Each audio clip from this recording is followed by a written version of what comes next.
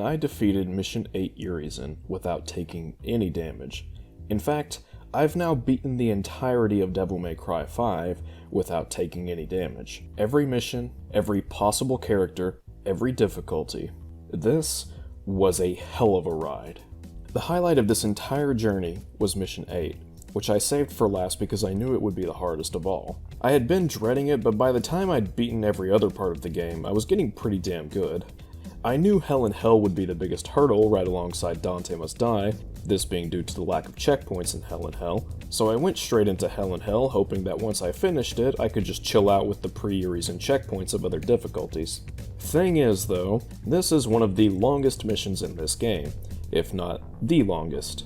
And getting hit by Urizen is not a difficult thing to have happen regardless of which phase you're on. So there were times where he would hit me straight away and I'd immediately have to replay the entire mission again, and this was frustrating because it meant I got basically no practice against the big douchebag. There was no sense of momentum to my progression when playing like this. Mission 8 Urizen is by far the most difficult thing in this game, so to be able to practice against him consistently is vital. Eventually, I realized I really needed to figure this boss out. I took to warm up in Bloody Palace and kept practicing until I was able to pull off 2 or 3 no damage runs against him. Once I did this, I went back to Hell in Hell, but he just kept killing me. So finally I just said screw it, and I went to Human difficulty. On Human difficulty, Throne Room Urizen is a total pushover. His crystal can be broken in a single showdown, and it only takes a single hit to begin Phase 2. Easy. Phase 2, however, takes a bit more strategy. It's not uber hard, but you have to know what you're doing. There are a few important behaviors regarding Urizen's AI that need to be respected. For one, he will respawn his crystal a total of 3 times. He generally respawns them after having lost a quarter of his health. If he's lost half of his health or more before he's had the chance to respawn one, he'll immediately respawn another the next time his crystal is broken. After respawning his crystal a 3rd time, he'll almost always spawn a massive Garion bubble with him at the center. I've seen him do the bubble on a 2nd crystal respawn when his health was low enough, but I've never seen him use the big bubble more than once per fight. Urizen's AI does behave somewhat differently across every playthrough, but I found his behavior regarding the crystal pretty consistent throughout all of them. Dealing with Urizen's crystal is probably the hardest thing about this fight. The higher you go in difficulty, the more it will defend itself with its spike attack and the more health it'll have. Combine that with Urizen's increasing health and aggressiveness, and you can probably see how this would begin to get more and more difficult. When it comes to breaking the crystal, there are 2 main strategies that I employed. Play it safe and just fire at it with blue rose charge shots, or get ballsy and do some melee combos. Thing is, just playing it safe takes way too long and is consequently more dangerous because of how many opportunities Urizen will have to attack. However, Urizen isn't the type of enemy you can just go and wail on. He can attack you from just about any angle, so understanding the effectiveness of his attacks at varying ranges is crucial. My main strat went as follows. Maintain distance and just use charge shots between his attacks, close the distance when he uses his Seeker Tentacle, as these are the best windows of opportunity for dishing out spikes and damage via combos. The Artemis Sky Lasers and Malphas Eruptions are pretty easy to dodge, you just gotta keep moving. The Garion Bubbles can be a massive pain in the ass, but as long as you're at medium to long range and staying on the move, they're very unlikely to connect. You can also bait him to fire them at the ground, then jump so as to avoid them. Urizen typically follows Garion Bubbles up with Goliath Meteors, which, I'm gonna be honest, I have no fucking idea how these things work. I've literally had them curve on me while I was standing still and totally vulnerable. The best advice I can give is to just keep moving. And finally there's the Sweeping Artemis Laser. This thing is pretty easy to dodge, but understanding the point in which it's facing out from is crucial to following where it will go. Urizen typically follows these up with a Seeker Tentacle, but we'll get to those in a moment.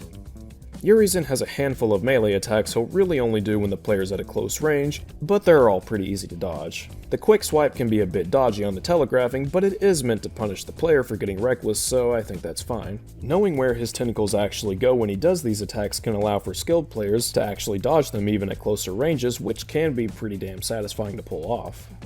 But then we have everyone's favorite Urizen attack, the Seeker Tentacle. This thing has ended more of my no damage runs than I care to admit, and I can confidently say that this is his deadliest attack. This goddamn tentacle is the bane of my existence. Thankfully, the Seeker is very well telegraphed. You can clearly see when he's going for it, and regardless of what you're doing, you'll almost always have a window in which to prepare for it. Long ranges are the most advantageous positions to be in when he goes for this attack. As the tentacle's about to connect, simply jumping over it and continuing to move forward will be more than enough to avoid it. Between the iframes jumping provides and how long it takes for the tentacle to turn back and towards Nero, this makes for the perfect opportunity to close the distance with a pay line or caliber, which can be followed up on with a couple quick combos and even a maximum charge shot. I quickly learned that this was also the perfect time to pop Devil Trigger. Dodging his attacks and using the aerial taunt provide a surprisingly generous amount of DT, so using it whenever I'd go in to attack him allowed for a tremendous spike in my damage when the opportunity presented itself. But it's very important not to get carried away with attacks, as Urizen will be quick to punish. He might even go for yet another Seeker Tentacle, which is really fucking obnoxious. At medium ranges, the Seeker Tentacle can present a significantly greater threat. If Nero's in the air at medium range, there's not much you can really do to get out of the tentacle's way aside from using Split to hit the ground fast or trying to time the pull of a Devil Trigger. However, this is easier said than done. When at medium ranges, it became imperative for me to get on the ground as soon as I saw him going for the Seeker. Once again, the first thing to do is to jump over the tentacle as it's about to connect. Following that, the best thing to do is to cross under it. When Nero jumps, the tentacle goes upwards in an attempt to follow, so forcing it to then go down, then around its own hitbox allows for the perfect opportunity to go in and attack the crystal, since at this point there's just no way the tentacle can catch up. This opportunity will not present itself at closer ranges, however. If you're in close proximity to Urizen as he fires his Seeker, there aren't many options available that provide a window to attack. It's also imperative to maintain situational awareness when Urizen goes for the Seeker. The tentacle fires from his back, so if Nero is positioned behind Urizen, the tentacle will go at a more downward angle. And at close ranges, this means that dodging will require not only extremely precise timing, but it also means that jumping is almost definitely not an option, at least not without a perfect understanding of the given iframes.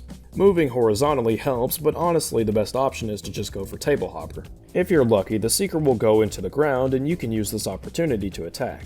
If it doesn't, then the best options are to spam Table Hopper, use Devil Trigger iframes, or try and jump over it. If Nero's positioned in front of Urizen, the tentacle will take a moment to travel around him, and it'll be moving more horizontally depending on how far around him you are. Jumping over the tentacle is the best choice here, however given just how much more distance that'll be covered by the attack, it'll undoubtedly need to be dodged again, which can be tricky depending on the angle at which the Seeker is approaching from. The decision making involved in handling this thing at close ranges is extremely split-second, and it requires a near perfect understanding of iframes, the tentacle's behavior, and general situational awareness. It took a few tries, but after a while I finally pulled off no damage on human difficulty. It was a small accomplishment, but a major milestone with overcoming this run. As you can probably tell, the best strat is to just use Ragtime Breakage. Ragtime Breakage is impossible to match when it comes to this fight. However, it's not so good that it's going to break the fight. You've probably noticed that I was using Helter Skelter for my earlier runs. A lot of people think Helter Skelter is great for dealing with the crystal, but it's honestly pretty unimpressive. It doesn't deal any more damage to the crystal than it normally would, and it's way too easy to botch the combo with a grapple or a knucklebringer.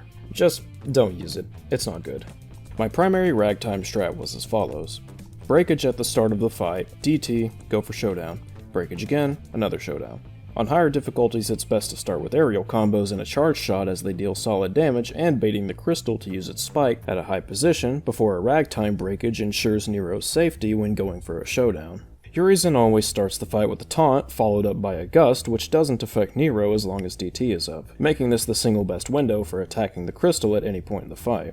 On lower difficulties, it's all but guaranteed to break. However, on higher difficulties, it definitely won't break, and Urizen will almost always go for one or two attacks, usually the bubble, before firing the first of many secret tentacles, at which point it's best to be at a distance. When the crystal's finally broken, I immediately rag break unless he's about to use a Seeker. If he is, I just wait for the attack to finish. Following rag break, DT, charge shot, showdown. As soon as showdown is done, rag break again, same thing. And if I don't have DT, I just use aerial combos as they deal the most DPS and net a healthy amount of DT. They also allow for easier dodging of his punishes, like the swipe or the slam. He'll rarely go for the Seeker while Nero is at a close range, generally sticking to his melee attacks. But it is important to always be on guard and ready for him to throw that Seeker out. When I started feeling sweaty, primarily when his health was getting low, I would treat him as if the crystal was up, only going in for attacks following his Secret Tentacle. It's a slower but overall much safer strat. The crystal, from what I can tell, doesn't respawn after a set length of time either, so it actually might be smarter to play the whole fight out this way. There was actually one point during one of my fights where the bastard used 4 Seekers in a row. You just have to be ready for anything.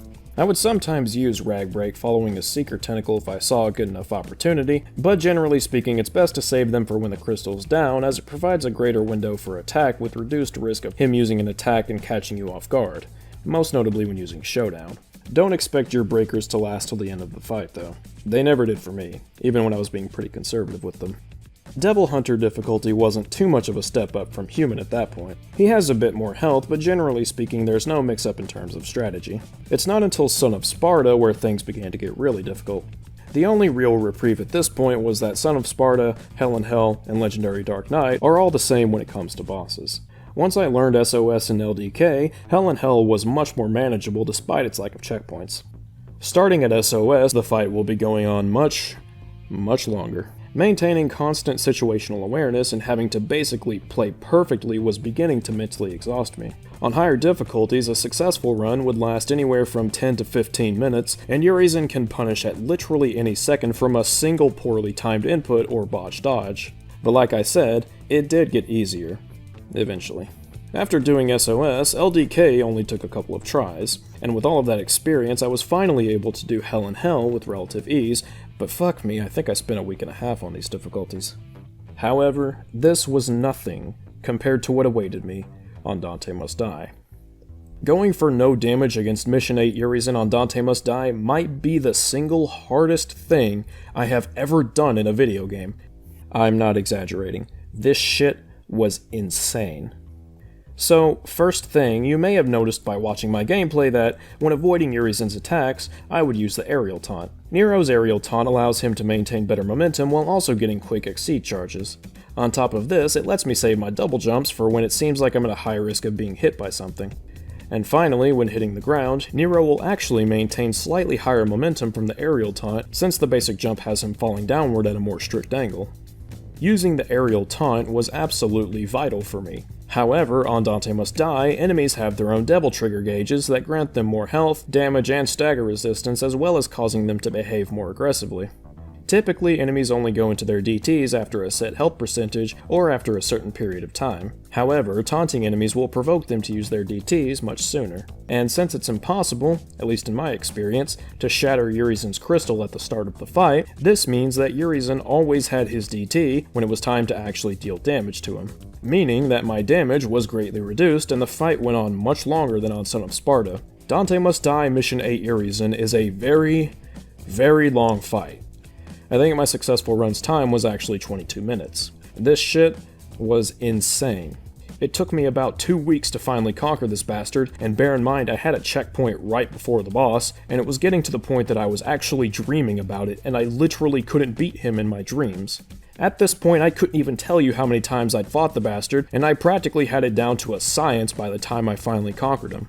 When I finally did it, when I finally defeated Urizen without taking a single hit, I let out this fucking primal scream. Sadly, my mic wasn't being recorded at the time, but I don't even care, I fucking did it. To call this an accomplishment would be underselling it. But wait, that wasn't the end of the total no damage run. I still had one more mission to do. Mission 8 on Dante Must Die, with Virgil. I was saving this for last because I wanted to humiliate this fucker using the most overpowered character in the game. After all the shit that he put me through, I've earned this. I was ending this run in the most dominant way possible.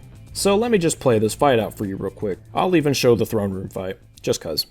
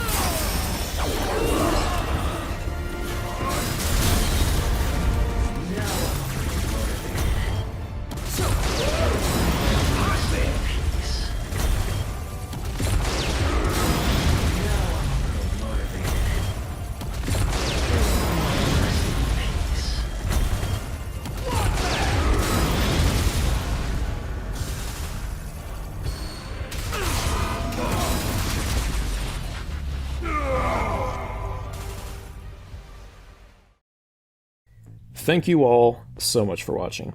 My journey with Devil May Cry 5 has been absolutely incredible, and I can honestly say that despite its flaws, Devil May Cry 5 is my favorite game of all time.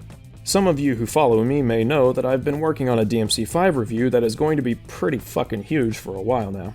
I've been making a ton of progress on it lately, and I do plan to release it soon. I sincerely appreciate your continued patience, and I assure you, it is coming. I want this video to be as good as it possibly can be, and I fully intend to make that so. Thanks for watching, and thanks for supporting. Come chat with me in the Sierra Madre Discord server if you feel like having some laughs or asking me anything. Link is in the description below. Take care, everyone.